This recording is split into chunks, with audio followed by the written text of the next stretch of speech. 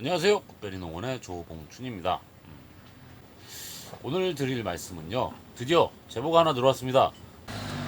벌들이 일반 시설하우스 비닐에서는 막 헤딩해가지고 죽으려고 하고, 지는 해에 해 쪽으로 비닐에 막 붙어가지고 돌아오지도 않고 벌집에도 안 들어가고 그러다가 얼어 죽고 하는 게 왜 그러냐. 뽁뽁이 하우스에서는 그런 게 없다 라고 제가 분명히 질문을 했어요. 제보 좀 부탁한다고 했더니 제보가 들어왔습니다. 우선은 그 현상에 대해서 설명하려면은 벌의 기본적인 생리 활동에 대해서, 본능에 대해서 그 설명을 해드려야 될 것 같아요.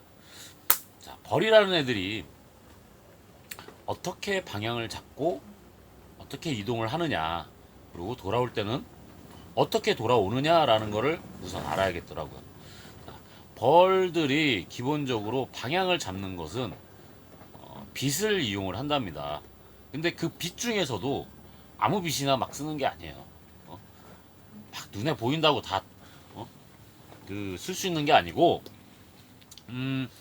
사용하는 빛의 조건은 뭐냐면은 어떠한 상황에서도 그 빛이라는 게 굴절된다거나 뭐 변화된다거나 지멋대로 그 변화되는 현상이 없이 항상 잘 볼 수 있는 빛이어야 된다는 조건이 있더라고요.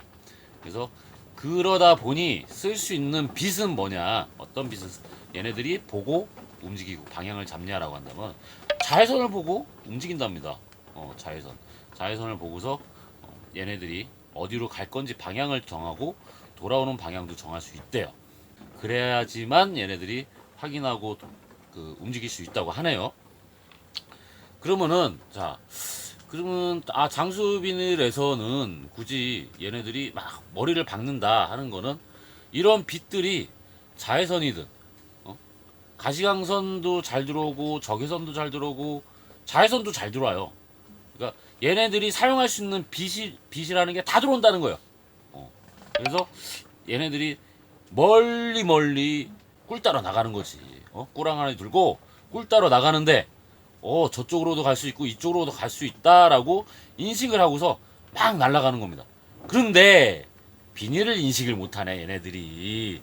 요것들이 비닐을 일반 저희 시설하우스에 사용하는 그 비닐을 벽체로 인식을 못한대요. 왜? 그 빛이 굴절 없이 그대로 투과가 되기 때문에, 한마디로 직사광선이 쭉 들어오기 때문에 얘네들은 벽체로 인식 못하고 그냥 계속 날아간다는 거죠. 그래서 자꾸 머리를 갖다 부닥쳐서 죽어버려요. 불쌍한 우리 꿀벌들.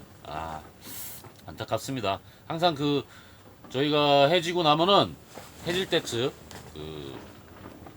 서쪽에 비닐에 붙어있는 벌들을 쓸어 담으면 한 바가지씩은 나오는 것 같아요. 엄청 많습니다.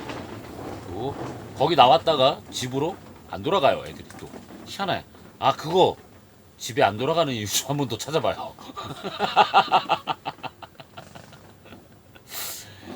그런데 이제 그 뽁뽁이로 만든 비닐 같은 경우는요, 빛 자체가 굴절이 많이 생깁니다.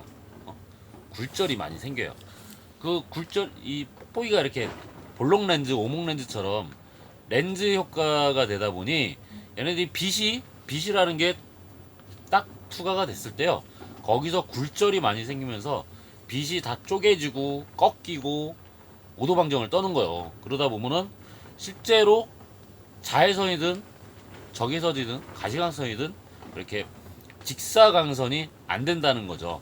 그리고 그 중에서 정말 중요한 자외선 같은 경우는 파장의 힘이 강하고, 빛 중에서 가장 에너지가 강하죠. 빛 중에서 가장 강한 에너지를 가지고 있는 자외선이라는 애 같은 경우, 자외선일 경우에는 더 많이 쪼개지고 분할이 된다는 겁니다. 그래서 실제로는 저희 눈에는 안 보이진 않지만 벌이 인식했을 때는 자외선을 보고 어딜 갈 때를 몰라, 갈 수가 없어 라고 한답니다. 제가 벌한테 물어보진 않았어요. 제보예요. 제가 벌한테 물어보진 않았어. 이 내용들은 대체로 유추입니다. 추리와 과학적인 기반, 지식의 기반을 가지고 한 추리 조건 하에서 나온 결론입니다. 그래서 이런 자외선 같은 경우는 이렇게 쪼개져서 벌들이 인식할 수 없는 상황이 된대요. 그래서 그 길을 모르니 길을 모르니 어디 멀리 가지 못하는 겁니다. 뭐 사람처럼 내비게이션이 있어가지고 어디든 가가지고 뭐 길 찾아가면 좋겠죠. 하지만 벌들에게는 그 내비게이션이라는 게 내비게이션이라는 게 정확하게는 자외선인데 그 내비게이션이 먹통인 거야. 얘가 좌회전하라고 했다, 우회전하라고 했다, 직진하라고 했다가 자꾸 그러면은 벌들이 나갈 수가 없는 거였죠. 그리고 이 볼록 렌즈에 의해서 또 뽁뽁이라는 그 비닐 자체를 벽체로도 인식을 할 수 있다는 거죠. 그래서 내 앞에 장애물이 있구나. 그래서 외부로 나가지 못하는 현상도 생기고요. 그래서 그러다 보니 이 바다에만 200평 안에만 이게 내 나와바리요. 내 땅인 거야. 내가 날아갈 수 있는 곳은 여기밖에 안 돼. 그래서 고기만 뱅뱅뱅 돌면서 수정을 하게 된다는 겁니다. 그러면은 이게 좋은 점이 뭐요? 저도 그래서 물어봤습니다. 이게 좋은 점이 뭐냐? 좋은 점이 뭘까요? 제가 생각하기에 좋은 점은 있죠. 왜냐? 벌들이요. 이제 처음에 수정벌들을 갖다 놓으면은 떡밥이라고 합니다. 이제 그 벌밥을 줘요. 벌밥. 벌밥을 이 세 가지를 줍니다. 물 주고요. 그냥 일반 물을 주고요. 설탕물을 줘요. 그 다음에 떡밥을 줍니다. 떡밥은 뭐냐면 화분가루예요. 화분가루. 꽃가루를 뭉쳐놓은 그 이만한 덩어리가 있습니다. 그거를 벌집 안 속에 떡하니 올려놔요. 그럼 이제 화분을 먹고 얘네들이 새끼를 낳고 막 하면서 낳는 새끼의 한 3분의 1은 그 비닐에 갖다 헤딩하고 죽어버려요. 실제로 벌들이 일할 수 있는 벌들이 많이 없어요. 그래서 소비가 빨리 됩니다.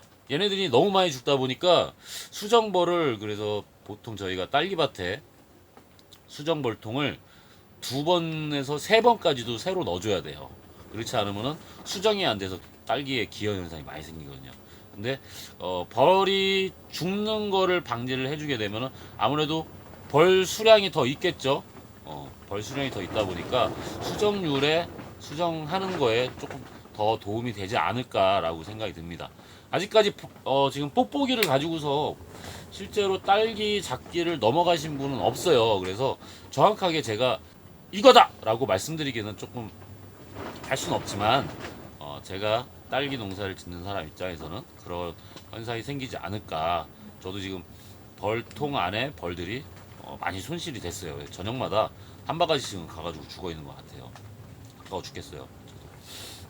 하나의 약간의 그래도 이제 저도 하나의 궁금증이 좀 해소가 돼가지고 좀 마음은 편해졌어요. 이제 또 다른 거 또 궁금한 걸 또 찾아봐야지. 항상 즐겁고 행복하시길 바라며 오늘도 인사드리겠습니다. 감사합니다.